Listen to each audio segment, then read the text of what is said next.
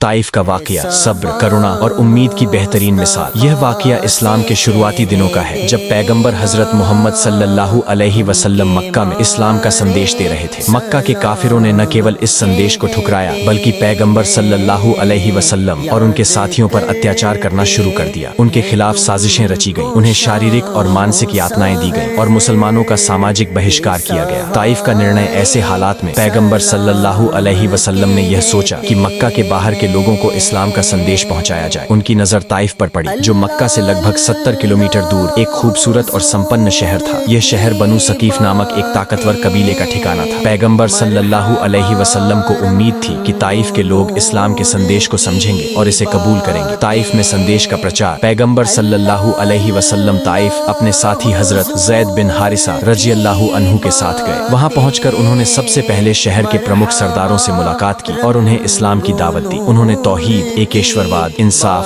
और दयालुता का संदेश दिया। लेकिन ताइफ के सरदारों ने उनका मजाक उड़ाया। उन्होंने न केवल इस्लाम को ठुकरा दिया, बल्कि पैगंबर सल्लल्लाहु अलैहि वसल्लम का अपमान भी किया। उनमें से एक ने कहा, क्या अल्लाह को तुम्हारे अलावा कोई और नहीं मिला जिसे नबी बना सके? दूसरे ने कहा, अगर तुम सच्चे नबी हो तो मैं काबा का पर्दा फाड़ दूंगा। और तीसरे ने कहा, तुम्हारी बात सुनने की कोई जरूरत नहीं। ताइफ के लोगों का दुर्व्यवहार। सरदारों ने ताइफ के आम लोगों और बच्चों को उकसाया। उन्होंने पैगंबर सल्लल्लाहु अलैहि वसल्लम को शहर से बाहर निकालने की योजना बनाई। लोग उनके पीछे हो लिए और पत्थर बरसाने लगे। पैगंबर सल्लल्लाहु अलैहि वसल्लम और हजरत ज़ैद बिन हारिसा पर हर तरफ से पत्थर फेंके गए। उनका बदन लहूलुहान हो गया। हजरत ज़ैद ने पैगंबर सल्लल्लाहु अलैहि वसल्लम को बचाने के लिए अपनी जान की परवाह किए बिना ढाल बनकर खड़े रहे, लेकिन लोग तब भी रुकने का नाम नहीं ले रहे थे। पैगंबर सल्लल्लाहु अलैहि वसल्लम और हजरत ज़ैद किसी तरह शहर से बाहर निकल गए। उन्होंने पास के एक बाग में शरण ली। यह बाग मक्का के दो प्रमुख सरदारों उतबा और शैबा का था। दोनों ने उनके साथ दया दिखाते हुए अपने नौकर के हाथ उन्हें कुछ अंगूर भिजवाए। हुजूर की दिल को छू लेने वाली दुआ थकान और दर्द से चूर होकर पैगंबर सल्लल्लाहु अलैहि वसल्लम ने एक पेड़ के नीचे बैठकर अल्लाह से यह दुआ की, ऐ अल्लाह, मैं तुझसे अपनी कमजोरी, अपनी बेबसी और लोगों के सामने अपनी बेइज्जती की शिकायत करता हूँ। ऐ रहमान और रहीम, तू ही सबका मालिक है। अगर तू मुझसे नाराज नहीं है तो मुझे किसी और की परवाह नहीं, लेकिन मैं तेरी रहमत का तलबगार हूँ। फरिश्ते का आना। उस वक्त अल्लाह ने जिब्रील अलैहिस्सलाम को भेजा। जिब्रील ने कहा, ऐ अल्लाह के नबी, अल्लाह ने आपकी दुआ सुन ली है। अगर आप इजाजत दें तो मैं ताइफ के लोगों पर पहाड़ गिरा दूं। पैगंबर सल्लल्लाहु अलैहि वसल्लम ने जवाब दिया, नहीं, मैं उन्हें माफ करता हूँ। मैं उम्मीद करता हूँ कि अल्लाह इन्हीं के बच्चों में से ऐसे लोग पैदा करेगा जो तौहीद पर ईमान लाएंगे। नौकर अदास का ईमान लाना। बाग के मालिकों का नौकर अदास, जो नसरानी ईसाई था, अंगूर लेकर आया। जब उसने पैगंबर सल्लल्लाहु अलैहि वसल्लम को बिस्मिल्लाह कहते हुए खाना शुरू करते देखा तो वह चकित हो गया। उसने पूछा, आपने यह शब्द कहाँ से सीखा? पैगंबर सल्लल्लाहु अलैहि वसल्लम ने